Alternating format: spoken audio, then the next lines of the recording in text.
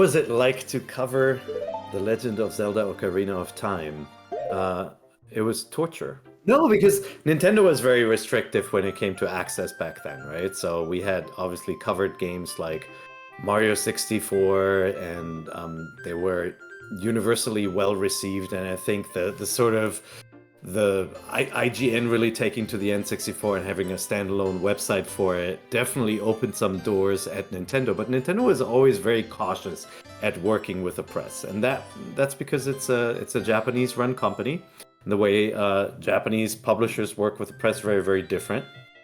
You know, how Nintendo works with Famitsu, it's very different how Nintendo of America works with IGN today. But in the beginning, it wasn't so. So we had to establish ourselves, and we had to build trust, and we had to get access to these games. And of course, we went to events like Space World and E3, and we made connections with the PR team, but they didn't invite you into their Kyoto headquarters to play Ocarina of Time early. I think Ocarina of Time's legacy is on display in a number of game genres, in subtle ways and in obvious ways, right? Once in a while, a game comes around that really, really upends things or creates a new genre, right? Like when Battle Royale games first arrived on the scene, it didn't become a giant trend, and it takes one game to take that idea and get it right. Or, something like Minecraft may build on concepts that came before it, but do something so outrageous and so different that it inspires lots of games to come. Ocarina of Time, I think, did that, but did that for game systems. Its structure is linked to the past, right? It's not a invention of the action-adventure genre. It has a light world and a dark world, like Link to the Past, only its temporal differences. And the character obviously grows up. What it really did is bring together a lot of different game elements and pull it off in 3D and establish systems to make it work in a way that couldn't help but influence everybody else.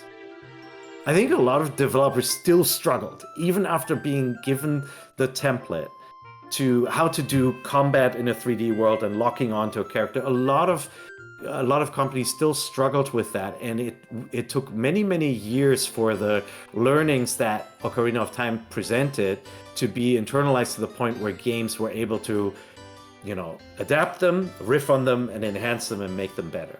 Throughout the late 90s, I was on the Zelda hype train. I couldn't get enough of every bit of information of what would become The Legend of Zelda Ocarina of Time. Zelda 64 at the time, I was devouring every news report, every tech demo, every screenshot, every beta element that I could find, until November 21st, 1998 came by, and I finally got my hands on my shiny gold box. I waited hours sitting on the floor of my local mall to get this, and when I got it, I went home and I just played. For as long as my eyes would allow me to stare at that screen, I did, and it changed my life. I would not be doing what I'm doing today were it not for Ocarina of Time. It was this game that made me decide that I needed to share my love of gaming with other people, that I needed to talk to people online about my experiences with video games. So it's quite literally responsible in no small way for the person I am that you know here on GVG. I couldn't have gotten there without this game. This is what ignited the fire in my soul to share my experiences with you all. And of course, today, now, we see so many elements of this game within other games. If you play Tears of the Kingdom now, you'll see elements of Ocarina of Time contained within, whether that's Z-targeting, or the fact that when you draw a bow and arrow, you're in first-person mode. Simple things like that we take for granted now started here.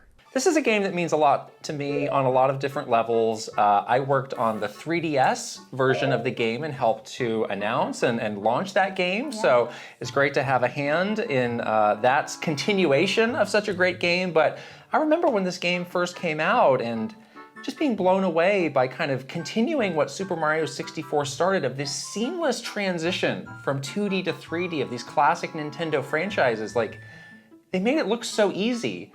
Yet it's something that some franchises are never able to do. Right. And it's like, well, this is where the franchise ends, but it's like, no, we're taking this beloved thing, we're translating it perfectly, and now it's going to continue into something that's even bigger and better. Exactly. I think this game was so sort of ahead of its time in the way that we think about Breath of the Wild being ahead of its time. This game definitely signaled that for me. And for me personally, this is a really special game because this was the first Zelda game that I actually played and finished on my own. Oh. A lot of the 2D Zelda games were pretty hard for me as a kid, and I never was able to get through all of it, but this was the first one that, I sort of beat and completed by myself, and it really started my, forever love affair with the Zelda franchise. Ocarina of Time is turning 25 years old. 25, where does the time go? I mean, setting aside how old that makes me feel, I have so many wonderful, fond memories of this game. This was such a formative experience for me. I still very clearly, actually, remember the day my parents took me to the mall to get my original N64 cartridge, which I still have. And when I say the mall, I went to Software Etc., not GameStop, Software Etc. That's how old this game is. But, when you sit down and play it, or at least when I sit down and play it, even in the year 2023, it doesn't feel that old to me. It was such a trailblazer in its time, and it did what it did so well. And it was it handled Zelda's transition into 3D so smoothly that you can go back to it 25 years later and it doesn't really feel all that antiquated, at least to me. At least to me. And maybe that's, me having been there in that moment at that time to experience it in its proper context. But when I go back to it today, it still feels pretty smooth. Yeah, the visuals have aged, sure, that's true. But even so, it's not a bad-looking game, in my opinion, by 2023 standards. You just have to, keep in mind the proper context for the tech at that time. But you sit down to play it, and it still feels so good. Z targeting or L targeting, whatever you want to call it, that was the blueprint for so many other 3D action games after Ocarina of Time to work out how their combat and targeting systems would work. And Ocarina of Time blazed the trail. They did it right the first time. And this game just continues to amaze me. I mean, clearly it was a formative game for me because I got Link back here, my left, your right, but my framed picture of adult Link over there. But there's just so much about this game that's so special. The music, the characters, the story, the adventure, just the feeling of adventure you get from this game. And it's not a game that can ever easily be, or not even easily, it's not a game that can be replaced for me in the space it occupies in my life. So it's kind of difficult to understate the importance of Ocarina of Time if you weren't really there when the game first came out. I remember getting it on my birthday, and as the rules worked when you were a kid, 12 a.m. the night before counts as your birthday, so I ripped that cartridge as hard as I could out of that box, and I put it in the N64, and it was a Zelda game. It was a really neat little Zelda game that first night. Until like 1:30 at night, I could not figure out how to get below the Deku tree.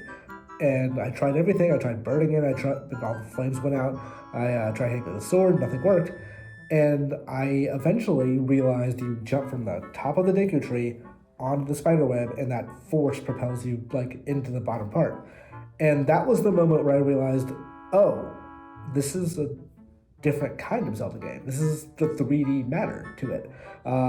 The actual verticality mattered quite a bit. Like, you fell through floors in Link's Awakening, but you didn't break a web with sheer force. And that's something that like stuck with me about Ocarina of Time through the entire playthrough, stuck with me through the next 20 playthroughs, stuck with me through Breath of the Wild and Tears of the Kingdom as I explored the web pressure mechanics, so to speak, of those games too. Ocarina of Time is a game that I don't know that it necessarily holds up these days. It probably does. Probably doesn't for some people. But I do think more than almost any other game, it's one of those you really had to be there moments. And I don't know, I've maybe, like Breath of the Wild, there have been examples of that since then, but I don't know that any of them are going to have the legacy that Ocarina of Time did, and still does. My experience with Ocarina of Time may differ to some people, as in 1998, I was but a 3-year-old boy. I wasn't playing video games, I was playing the stock market, and I didn't own a Nintendo console up until the Wii. I had a Game Boy and a Game Boy Advance, but in terms of home consoles, I was pretty firmly a Sega and PlayStation guy. However, my friend had a GameCube and a copy of Wind Waker. And here in the UK at least, I know in America it was a pre-order bonus, but here pretty much every copy came with Ocarina of Time. So you had one disc at the front, which was Wind Waker, and the second disc being Ocarina of Time, Master Quest. Now every time I went to his house, I would not play Zelda, but watch him play Zelda. And we always gravitated to not the beautiful, colourful new one, but instead the old, blocky one. I think it was just the sense of freedom that one offered, that you could fully roam on foot around a field, or go on horseback, or just walk from one place to another. Like, Wind Waker's great in its own sense, but just in that pure Zelda essence, Ocarina of Time is exactly what Zelda is. It exemplifies the entire series. And when the Wii was coming along, I think this is 2006 it launched, but in 2005, I really wanted to just have my build-up to it, because I knew I was getting a Wii for Twilight Princess, but I just wanted something else of my own before that. I couldn't wait. So I went to a used game store, and I picked up an N64 console and a copy of Ocarina of Time. And this was way before the retro booms. It was like £20 or something. And in that weekend, I just played through the entire game. And as someone who had played games that were influenced by Zelda, like I'd played Beyond Good and Evil before Ocarina of Time, I'd played many PS2 games that had Z targeting and all these other Ocarina elements. But disregarding those evolutions, those steps forward, none of them came close to Ocarina. When I think about greatest often, I think about the impact. What is the game bringing to the table that other games are going to follow after and take those same notes? And Zelda Ocarina of Time is filled with so much innovation. It's filled with so many ideas and so many things that you see games do carrying forward. The fact that you had a game like that was this open world that was on the SU4, that had this narrative that, hit beat for beat, had these reveals that were cool, had this story that felt like an adventure, right? That was a game that really put you in the shoes as somebody who is an adventurer, and it took you through the Gorons, and took you through the Gerudo Valley, and took you through the Zora areas, and took you through all these locations that we think about as these iconic locations, right? I think about Kakariko Village. I think about these places as, oh man, remember what happened when we went over here? And I didn't get that out of that many games at the time. And that was something that felt truly innovative for video games. And so there's that, but there's also just the music and the soundtrack and so much of the iconic moments of Zelda that carry forward as these mythic, legendary moments. And I think, for me, when I think about Ocarina of Time, I think about how it lives up to his name of being legendary, right? It is the Legend of Zelda. And there are so many moments, whether it is getting the Master Sword, whether it is the big time jump, whether it is these things that we look at as these moments of video games, right? This is a thing that stands out as an iconic moment in video games. Zelda Ocarina of Time is filled with those, and God, what a game that stands the test of time and makes me, excited and nostalgic just thinking about it. I got into this game in a very unique and unusual way.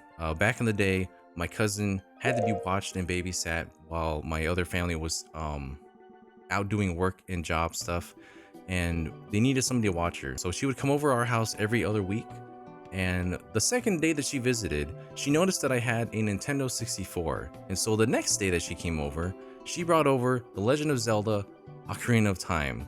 I'd never played this game before. I never really knew what Zelda was because N64 was my first console, and my first introduction to Link was in Super Smash Bros. And that was my first time being introduced to the game. I'm pretty sure it was her brother's copy, because when she played it, it was as if she was familiar, but it was also her first time playing. And I wasn't allowed to play it either. I had to just kind of sit back and watch her play it, and it ended up becoming like my first Let's Play that I've ever seen. Not too long after my cousin beat Ocarina of Time, I went out and picked up Majora's Mask, as it just had recently come out, so I got that one used. And not too long after beating Majora's Mask, I also picked up Ocarina of Time, and I experienced it for myself, and it was just as good back then as it is now. It was so ahead of its time. During important cutscenes, the game would frame itself into a 16:9 aspect ratio to give it that cinematic feel, And even beyond those scenes, everything integral to the game would be inside of that frame. The camera too, aside from a few instances, kind of just knew where to go. Its automatic adjustment and tracking was just super impressive at the time. There's so much about the mechanics and the story about this game. I could go on for a very long time.